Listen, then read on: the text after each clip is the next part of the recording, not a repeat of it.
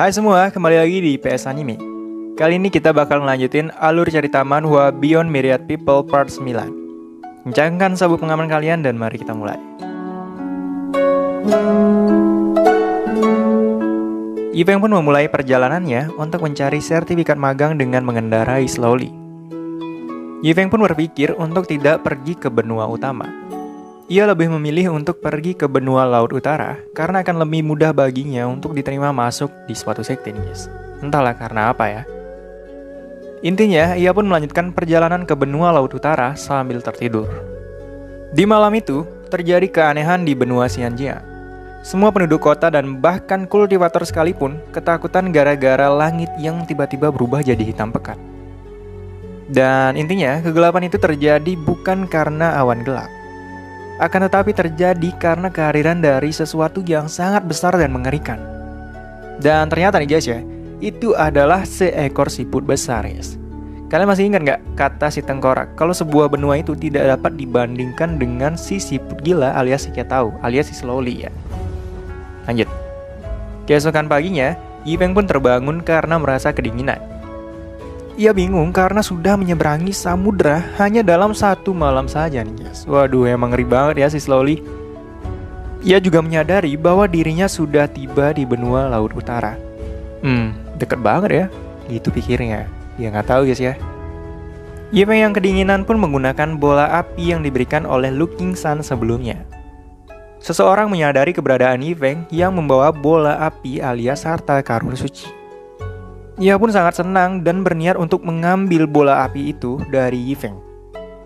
Yifeng terkejut dan menolak memberikan bola api itu nih guys. Orang itu langsung geram dan berniat untuk membunuh Yifeng. Tiba-tiba datanglah dua orang wanita ini. Ini Yi dari keluarga Ye. Mereka berniat untuk melindungi Yifeng guys. Tapi begitu menyadari kalau musuhnya adalah seorang martial supreme, Yi pun meminta maaf kepada Yifeng karena tidak bisa membantunya lagi nih guys. Gagal jadi pahlawan ya. MC kita pun sampai nahan tawa kayak gini nih guys. Aduh. Tapi intinya Yifeng menghargai kebaikan mereka berdua dan berkata, "Nona jangan khawatir, masalah ini tidak seserius itu. Mereka hanya 7 kumpulan sampah." Orang itu pun sangat geram setelah mendengar hal ini. Anak buahnya pun langsung menyerang Yifeng lebih dulu. Tentu saja si Yifeng ini berhasil membunuh orang itu hanya dengan pisau dapur miliknya. Kok bisa ya? Mereka yang tersisa pun sangat geram dan mencoba untuk menyerang Yifeng bersama-sama. Dan tentu saja semua mati di tangan MC kita yang adik kuasa. Salah milih lawan nih guys. Meski begitu, orang ini masih mencoba untuk menyerang Yifeng dari belakang. Dan tentu saja Yifeng berhasil menghindarinya. Ia langsung memukulnya sampai babak belur. Mati tuh guys ya. Yi dan pelayannya pun gemetar dan memberi salam kepada si Yifeng yang ahli ini. Ia juga tersadar kalau si Yifeng ini telah berhasil membunuh 7 martial supreme hanya dengan kekuatan mortal biasa, tanpa kultivasi sedikit pun. Ini mah cuma sampah neng. Yifeng pun segera pamit untuk pergi ke kota berikutnya.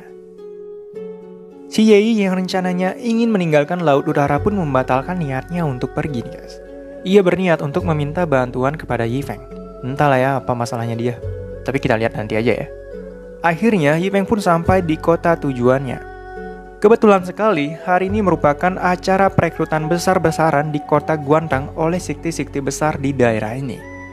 Ia mulai mengikuti prosedur dan mengantri di antrian yang sepanjang ini guys. 2 jam kemudian tibalah giliran Yifeng untuk diwawancarai. Ia langsung diusir begitu masuk ke ruangan itu nih guys, anjir. Yifeng pun sangat kesal dan mengeluarkan senjata pamungkasnya, yakni koin emas. Si penjaga pun langsung setuju untuk mengetes bakat milik Yifeng. Dan kocaknya, pendeteksi bakatnya itu malah pecah gara-gara Yifeng guys.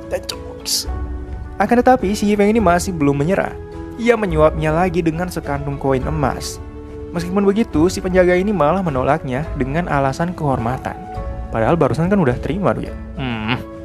Yifeng pun masih belum menyerah lagi nih guys. Ia terus menambahnya sampai-sampai membuat orang ini jadi setuju. Waduh, emang money is a great power ya. Di rumah keluarga Yi di benua ini, tampaklah Yeneng yang meminta para anak buahnya untuk bersama-sama mengalahkan musuh yang kuat, bahkan lebih daripada mereka ini. Yi dan rekannya pun datang ke tempat ini untuk menghadapinya bersama-sama. Diceritakan kalau keluarganya sedang diincar oleh organisasi misterius dan ingin memusnahkan keluarga mereka nih guys. Organisasi itu bernama Rao yang beranggotakan 7 orang dan telah mencapai kekuatan martial supreme. Kayak kenal ya. Ye Yi pun sangat ketakutan mendengar hal ini.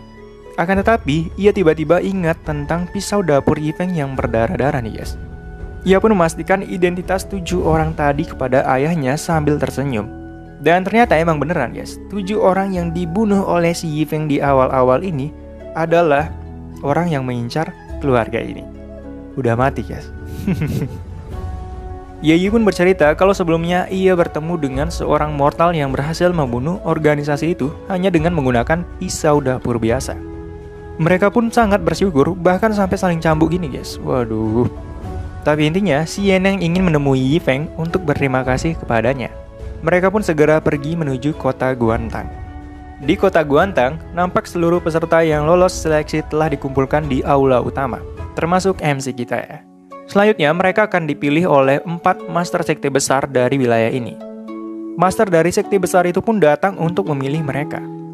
Baris per baris pun dipilih oleh master sekte itu dan langsung dicatat oleh para panitia.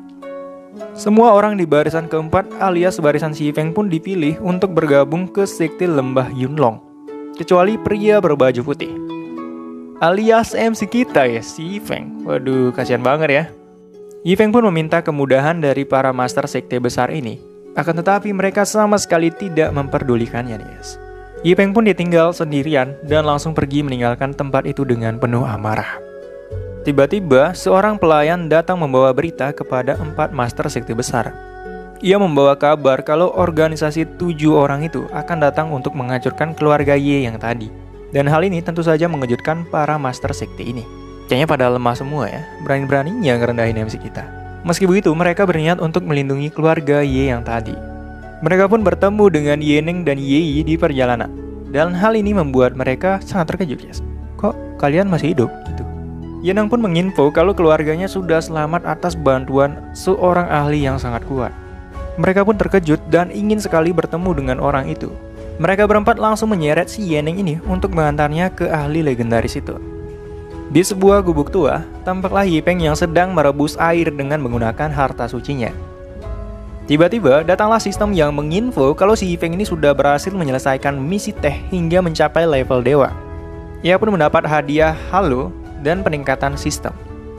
Yi Feng pun mencoba halo yang baru saja ia peroleh, dan ini seperti lingkaran menyala di atas kepalanya guys, kayak Goku gitu ya. Ia berpikir kalau sistem ini pasti semacam pelindung diri. Ia pun menggeprek kepalanya dengan batu untuk memastikan dan berakhir benjol. Jadi bukan itu fungsinya ya. Yi Feng pun mencoba sistem halo ini dan memerintah untuk menurunkan hujan. Tiba-tiba, hujan pun mulai turun. Ia pun sangat senang nih guys. Akan tetapi, sesuatu yang turun itu bukanlah hujan air, melainkan hujan es yang akhirnya melukai dirinya. Jadi fungsinya bukan itu ya. Setelah 3 jam mencoba kesana kesini, ia tidak menemukan fungsi dari sistem halo ini nih guys. Yi Feng pun sangat lelah dan tidak terlalu berharap dengan sistem yang rusak ini. Tiba-tiba, ia teringat untuk memeriksa skill pendeteksinya setelah peningkatan sistem. Kali aja ada upgrade kan? Gitu pikirnya. Ia pun melihat sekumpulan kultivator yang berterbangan dan langsung mencoba skillnya. Akan tetapi, bukannya mendapat upgrade sistem ini malah rusak guys. Waduh, emangnya sistem ampas. Dan kultivator yang lewat barusan adalah para master sekte dan keluarga Ye yang sedang kebingungan untuk mencari keberadaan Yi Feng. Keempat master itu pun merasakan suatu sinyal dan segera berhenti. Sinyal itu datang dari kemunculan harta surga dan bumi di sekitar daerah ini guys. Mereka berempat pun pergi untuk mencari harta suci itu dan meninggalkan keluarga Ye. Tentu saja mereka batal bertemu dengan MC kita. Dan ketika itu juga datanglah Yi Feng dan memanggil Ye Yin. Emang kebetulannya dahsyat banget ya. Mereka pun terkejut dan memberi salam kepada Yi Feng. Si Ye Yin ini berniat untuk memperkenalkan ayahnya, akan tetapi si Yi Feng ini sudah mengetahuinya lebih dulu guys.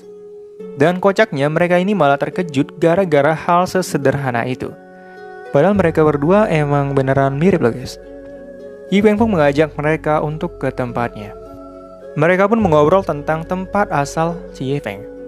Keluarga Ye sangat terkejut ketika mendengar bahwa si Yifeng ini menghabiskan waktu cuma semalam dari tempat asalnya sampai ke benua Laut Utara. Seharusnya perjalanan 1 juta mil itu nggak bisa ditempuh cuma dalam semalam, guys. Emang si Slowly hebat banget ya. Yifeng pun merasa kedinginan dan berniat untuk menggunakan patungnya sebagai kayu bakar. Ternyata patung itu setingkat dengan harta suci surgawi. Hal ini tentu membuat ayah dan anak Yi ini merasa sangat terkejut, guys.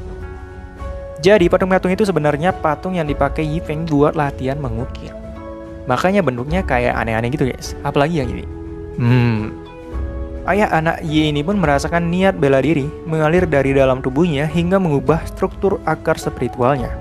Tentu saja hal ini dapat mempermudahnya untuk melakukan penerobosan.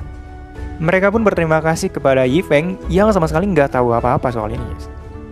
Karena merasa tidak enak, Yifeng meminta mereka untuk menyalurkan kebaikan ini dan membantu orang lain yang membutuhkan. Maksudnya Yifeng mah kebaikan karena udah menampung mereka di gubuk ini, guys. Wah. Mereka berdua pun pergi dengan perasaan yang sangat terharu. Dan di pikiran mereka itu pasti sudah dipilih oleh Yifeng untuk menyelamatkan benua Laut Utara dari kegelapan. Ayah Ye pun berpikir kalau harta karun yang dicari 4 sekte besar itu sudah pasti adalah perbuatan Yifeng untuk mengalihkan mereka agar menjauh dari tempat ini. Asumsi mereka adalah Yifeng hanya ingin sedikit orang tahu kalau mereka akan menjadi orang yang terpilih untuk menyelamatkan benua ini. Si Yifeng mah nggak kepikiran sampai sana ya. Beberapa hari kemudian, di lembah Yixian, tampak master dari keempat sekte besar sedang berhadapan dengan beberapa orang misterius. Mereka pun diserang hingga tak mampu bertahan karena perbedaan tingkat kultivasinya. Di momen pasrah itu, seseorang tiba-tiba menyerang kelompok misterius itu hingga membuat para master ini terkejut. Mereka pun berterima kasih dengan 2 orang yang telah membantu mereka, yang ternyata adalah ayah anak Yi. Hal ini tentu saja membuat mereka menjadi sangat terkejut, guys. Karena ayah anak Yi ini sudah menerobos ke alam yang cukup tinggi hanya dalam beberapa hari saja, guys. Mereka pun bertanya apakah kedua orang ini sudah menemukan sang ahli atau belum. Dan tentu saja si Ye ini menjawab tidak tahu, guys. Ayah anak Ye pun pergi meninggalkan mereka berempat. Keempat orang ini berniat untuk mencari keberadaan ahli di kota Guangta. 2 hari kemudian, Yifeng pun berniat untuk pergi ke kota kecil untuk mencari sekte kecil yang mau menerimanya. Kota tersebut bernama Kota Bayer. Ia pun berangkat dengan siput dewanya. 3 hari kemudian, ia telah tiba di Kota Bayer. Ia pun berniat untuk bergabung di sekte Homecoming, meskipun namanya cukup aneh, guys. Di dalam sekte Homecoming, tampak kalau 4 master sedang kebingungan mencari keberadaan Yifeng. Tampaknya mereka berempat adalah pihak yang bergabung untuk membentuk sekte Homecoming ini, guys. Salah satu dari mereka pun menyadari keributan datang dari luar. Pelayannya pun memberi kabar bahwa salah seorang mortal tanpa bakat bersikeras untuk bergabung dengan sekte ini. Kalian udah tahu kan itu siapa? Dan mereka tidak benar-benar peduli dan meminta pelayannya untuk mengusir mortal itu.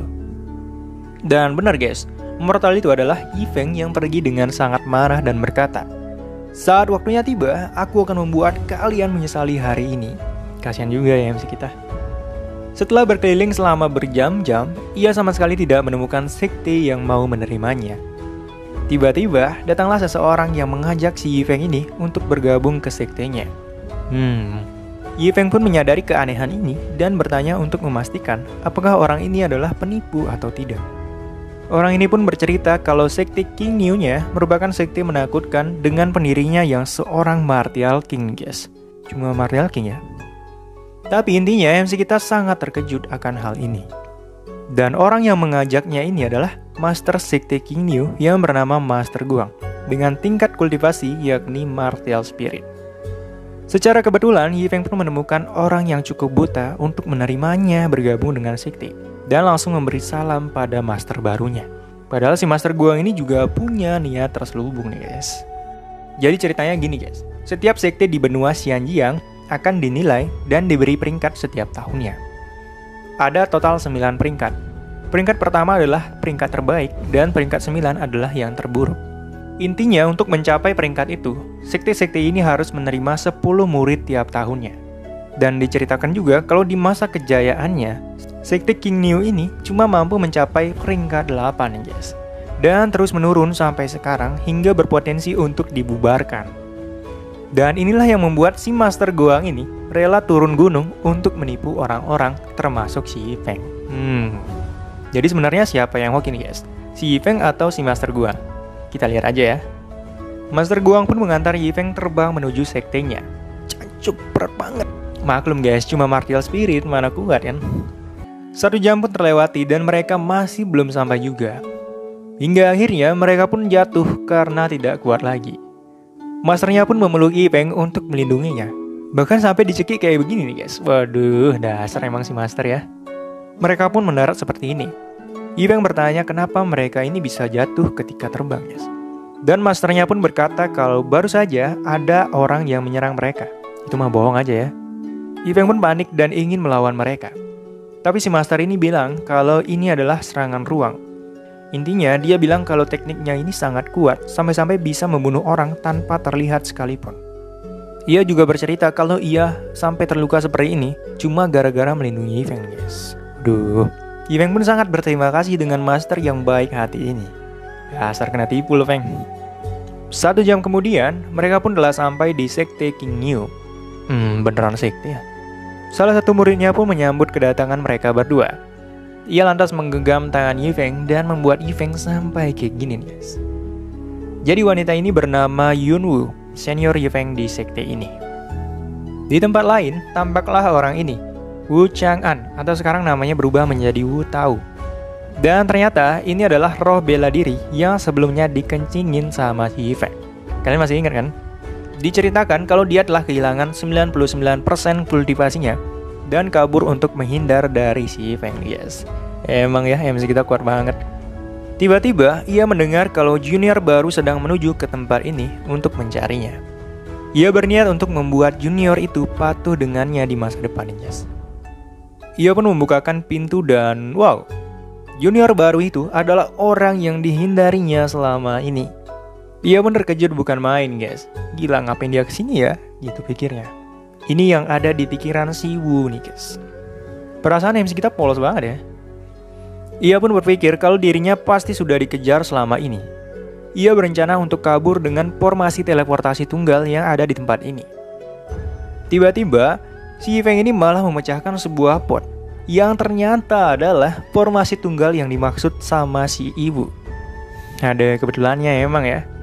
Tapi si Wu ini masih belum menyerah dan berniat untuk menggunakan catur dengan formasi yang ada di dalamnya untuk melindungi nyawanya.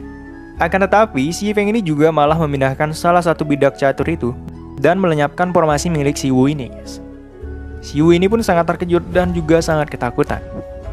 Yifeng pun mendekati si Wu dan berusaha untuk menghiburnya guys.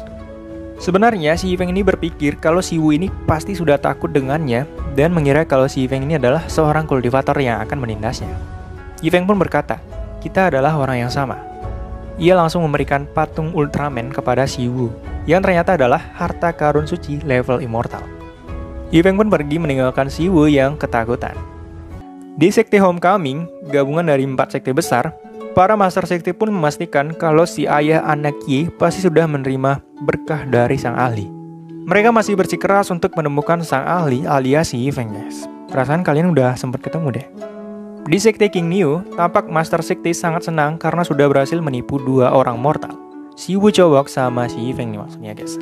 Dan saat itu datanglah si Wu cewek yang mengabarkan kalau si Yifeng sangat pandai bermain catur dan mengajak Master Goang untuk melihatnya. Yifeng pun memberikan salam kepada masternya. Dan tampak kalau si Wu cowok sangat ketakutan dengan keberadaan Yifeng sampai menjadi tua begini guys. Ngawur banget ya. Si Master Goang pun berniat untuk mengajari mereka berdua beberapa hal, terutama buat si Yifeng ini guys. Dengan gagahnya, si Master Goang ini pun mengagung-agungkan sektenya, tentu untuk mempertahankan 2 mortal ini guys. Si Yifeng pun sangat bersemangat setelah mendengar motivasi ini. Si Master Goang pun pergi meninggalkan mereka, bahkan sampai nyangkut plus throwback begini guys. Emang masternya kocak banget ya. Si Wu cowok pun terus-menerus merasa ketakutan dengan si Yifeng ini nih guys. Ia bahkan rela menjadi pelayan si Yifeng dan membawakannya air setiap hari. Yifeng pun berpikir, orang ini pasti sangat takut kepadaku karena menganggap aku adalah seorang kultivator. Tiba-tiba datanglah si Wu cewek untuk membawakan makanan buat mereka. Jadi si Yifeng ini diam-diam sudah mengajari si Wu cewek untuk bermain catur, mengukir, dan juga menulis nih guys. Si Wu cewek pun memberikan eliksir kepada Yifeng yang didapatnya dari Master Gua. Si Yifeng ini merasa sangat terharu dengan kebaikan dari gadis ini guys. Namun si Yifeng menolaknya karena ini lebih baik untuk si gadis ini saja, yang seorang kultivator. Si Wu cewek pun berprinsip kalau kultivator sama sekali tidak penting baginya. Kebahagiaan adalah hal yang paling penting. Setelah mendengar semua itu, si Yifeng pun menerimanya dan berharap bisa berkultivasi setelah meminum eliksir itu. Kira-kira bakalan bisa nggak ya? Jadi itu tadi alur cerita manhwa Beyond Myriad People Part 9. Sampai jumpa di part selanjutnya ya. Terima kasih.